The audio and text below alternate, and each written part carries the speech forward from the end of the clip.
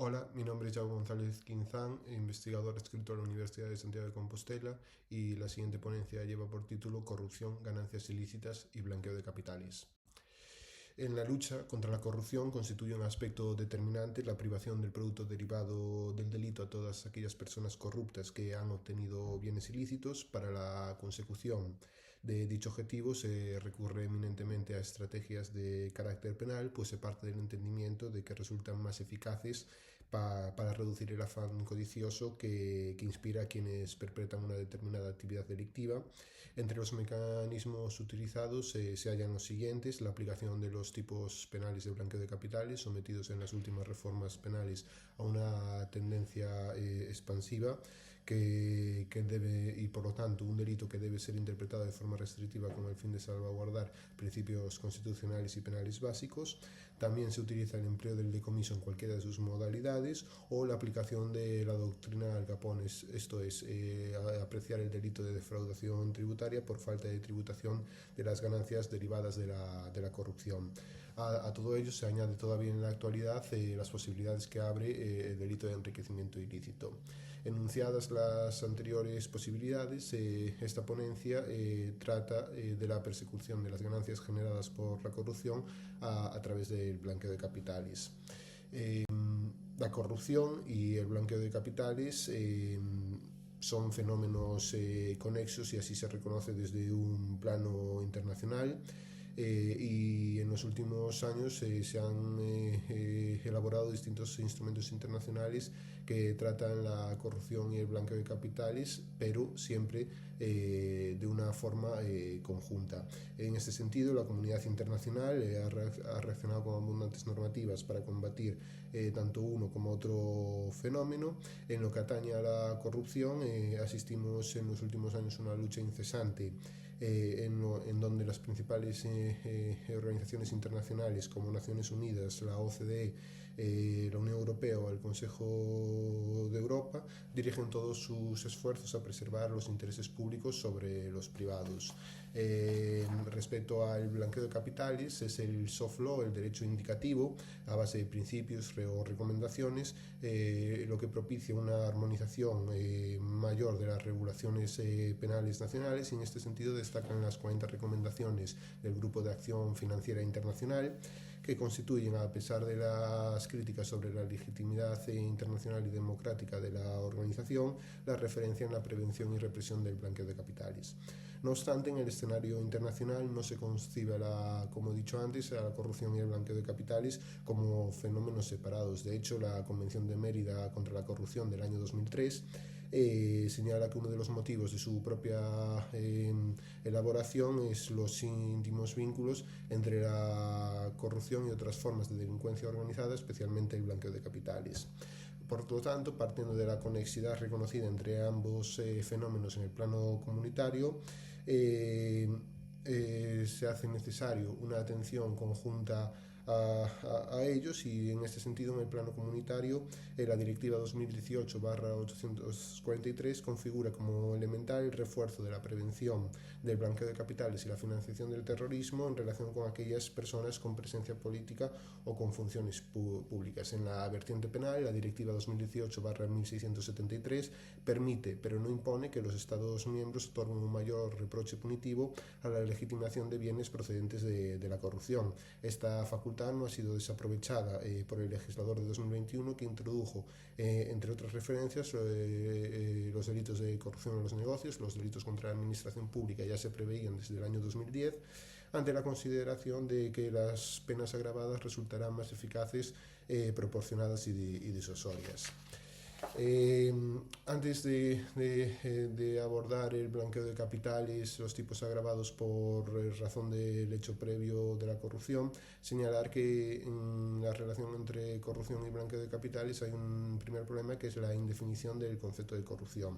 En este sentido, nuestro texto punitivo solo emplea el término corrupción en relación con la corrupción privada, esto es decir, los delitos de corrupción en los negocios, artículos 286 bis a 4 del Código Penal, incluyéndose en ellos la corrupción deportiva y la corrupción en las transacciones económicas internacionales. Con todo, el término corrupción se identifica primordialmente con el abuso de poder público para obtener una decisión favorable que deriva en una ventaja ilegítima en beneficio privado, esto es, con la corrupción pública y o política. A efectos de esta ponencia no entramos en las diferencias entre estas dos últimas tipologías de corrupción.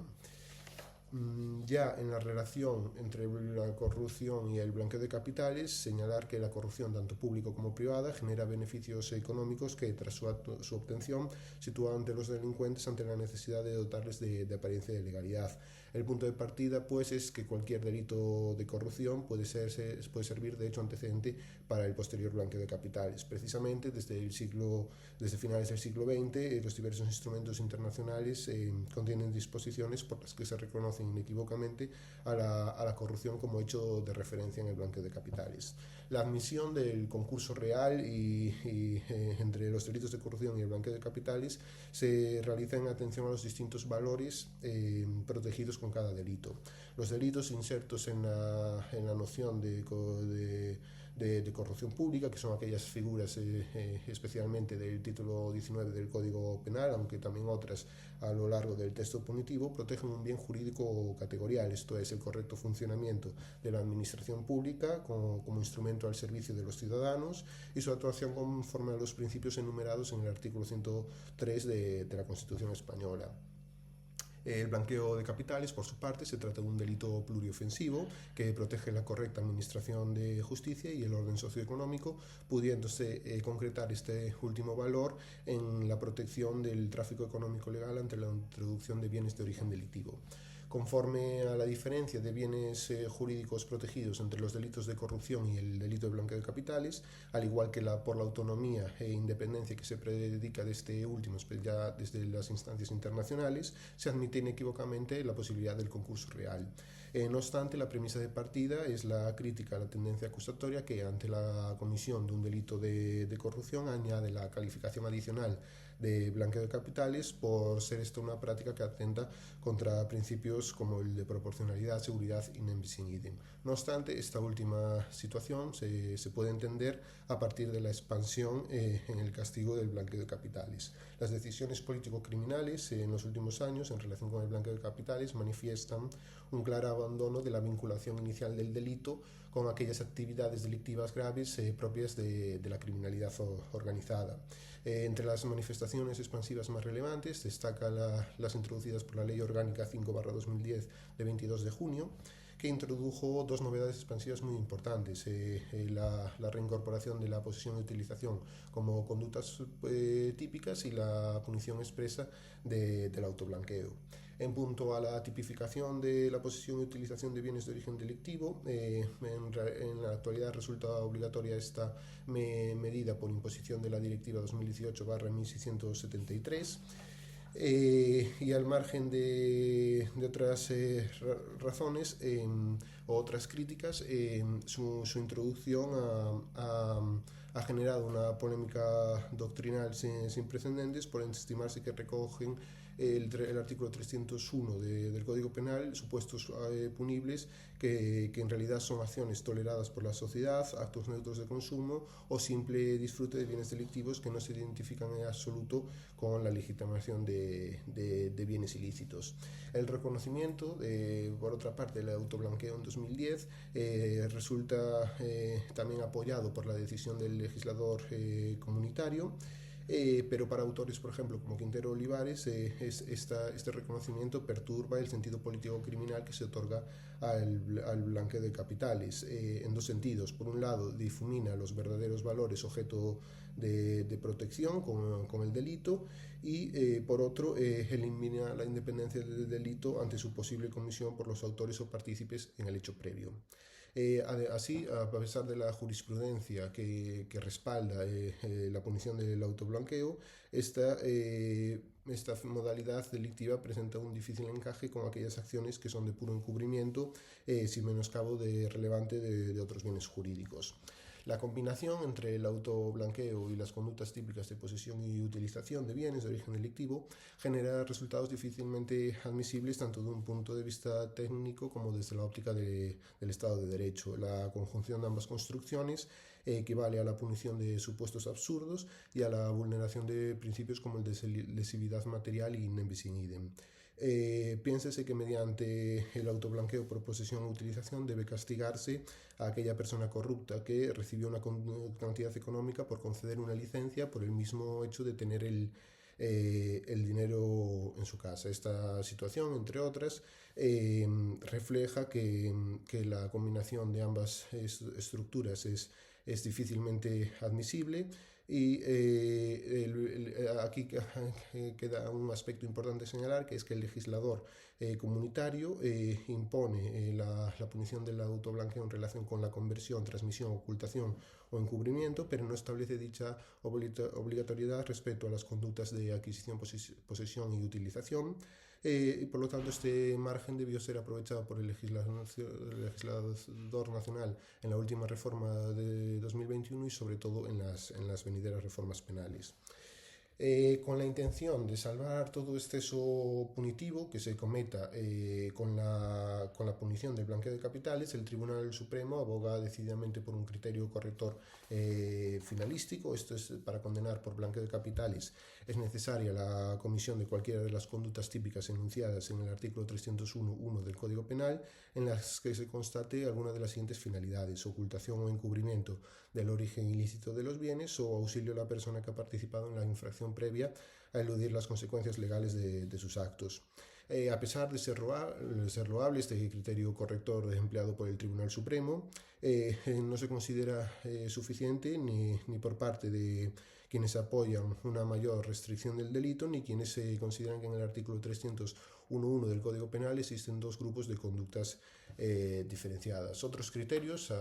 con la finalidad de restringir la aplicación del delito de capitales son los siguientes. Por ejemplo, el habeas auto aporta un criterio fundamental que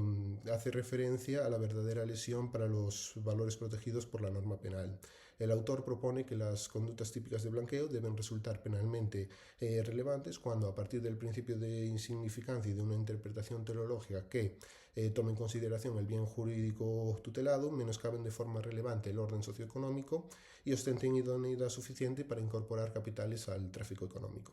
Otro criterio de exclusión se refiere a la imposibilidad de castigar conductas toleradas socialmente, gastos ordinarios de consumo o simple disfrute de bienes delictivos. No obstante, la corrección de los excesos punitivos en el blanqueo de capitales a través de estos últimos criterios da lugar a una amplia casuística que dependerá según estemos y dependerá la punición o no de determinadas conductas según si estamos ante supuestos de heteroblanqueo o autoblanqueo. Uno de los últimos puntos a señalar en las relaciones entre el blanqueo de capitales y la corrupción es la agravación del delito de blanqueo por razón de que el hecho previo sea un delito de corrupción. A efectos de lo que interesa en esta ponencia, el artículo 301.1, párrafo tercero del Código Penal establece que se impondrán las penas del tipo básico en su mitad superior cuando los bienes tengan origen en alguno de los delitos de corrupción en los negocios, delito contra la administración pública o delito sobre la ordenación del territorio y el urbanismo. Esta grabación no resultaba exigida por ningún compromiso internacional, únicamente la Directiva 2018/1673 preveía potestativamente la introducción por los Estados miembros de tipos agravados cuando los bienes procedían de alguno de los delitos enumerados en el convenio relativo a la lucha contra los actos de corrupción del Consejo. El acierto político criminal alcanzado con la tipificación adoptada por el legislador español es objeto de intensa discusión doctrinal. Algunos consideran que es una facultad que debía aprovechar si por tanto la decisión es correcta. Sin embargo, otro sector doctrinal al que nos ascribimos manifiesta que resulta especialmente grave el abandono de la autonomía del blanqueo de capitales y la sustantividad propia derivada de su naturaleza socioeconómica, pues si bien la actividad delictiva previa constituye un elemento del tipo, la dependencia que se establece en función del hecho antecedente perturba la distinción entre ambos delitos, al igual que sus bienes jurídicos. De hecho, a la hora de valorar el tipo calificado de blanqueo de capitales por provenir los bienes de un delito de corrupción pública, autores como Gómez y Iniesta van más allá y reprochan al legislador la configuración de esta agravación, pues una agravación propiamente dicha debe articularse a partir de la concurrencia en notas especiales referidas a la peligrosidad del hecho, a la condición del sujeto activo o ante circunstancias espaciales o temporales diferentes respecto de las del tipo básico. Por ello, el autor citado manifiesta que resultaría más acertado desde un punto de vista técnico-jurídico la introducción de una agravación en función de algunos de esos criterios. Finalmente, señalar que los motivos de alarma social para la introducción de los tipos agravados de blanqueo de capitales por razón de que el hecho previo es un delito de corrupción no están estrictamente fundados. En los últimos años no ha habido un incremento significativo del número de condenas por blanqueo por provenir los bienes de un delito previo de corrupción y también la ausencia de una verdadera normativa de prevención específica contra la corrupción, especialmente pública, deslegitima por sí la agravación del blanqueo de capitales por razón de que el hecho previo sea un delito de corrupción. Ya como conclusiones, reincidir en la conexidad entre la corrupción y el blanqueo de capitales, lo cual es fácilmente constatable y se reconoce a nivel internacional. La corrupción ofrece cauces para la comisión del blanqueo de capitales y este último a su vez otorga apariencia de legalidad a los beneficios ilícitos obtenidos con la corrupción. El reconocimiento del concurso real entre los delitos de corrupción y el blanqueo de capitales se realiza en atención a los diversos bienes jurídicos, así como en base a la autonomía e independencia que se predica de este último, del blanqueo de capitales. No obstante, en base a los principios de proporcionalidad, seguridad jurídica y non bis in idem, debe negarse que la comisión de un delito de corrupción lleve adicionalmente la calificación de blanqueo de capitales, pretensión que resulta frecuente en los escritos de acusación. Los excesos punitivos resultantes de la combinación de las manifestaciones de las manifestaciones expansivas en el blanqueo de capitales, como el autoblanqueo, las conductas típicas de posesión y utilización, deben eliminarse a través de una interpretación restrictiva del delito y en ese sentido el Tribunal Supremo aboga claramente por una interpretación finalística del artículo 301 y en el plano doctrinal se han propugnado otras importantes construcciones basadas en el principio de insignificancia, la real afectación para el bien jurídico protegido en aras de castigar únicamente aquellas conductas que lesionen gravemente el orden socioeconómico. Por lo tanto, si bien reconocida la relación entre corrupción y blanqueo de capitales, la introducción de tipos agravados del blanqueo por razón de que el hecho previo resulta alguno de los delitos de corrupción se estima desacertada por las siguientes razones: abandono de la autonomía del delito de blanqueo de capitales, desvirtuar el ámbito de aplicación del tipo básico, presumir infundadamente que las cuantías derivadas de la corrupción son mayor que las obtenidas por la comisión de cualquier otro hecho previo y a alegar motivos de alarma social infundados. Conforme a todo lo expuesto, se realizan en esta ponencia las siguientes propuestas de ley referente: la supresión del autoblanqueo por posesión y utilización, la eliminación del tipo agravado por razón de que los bienes procedan de un delito de corrupción y la introducción de un tipo agravado por razón de la cuantía, de acuerdo con la facultad dispuesta en la Directiva 2018/1673 y de acuerdo con los principios de lesividad, intervención mínima y proporcionalidad de las penas. Muchas gracias por su atención y quedo a su disposición para cualquier duda al respecto. Gracias.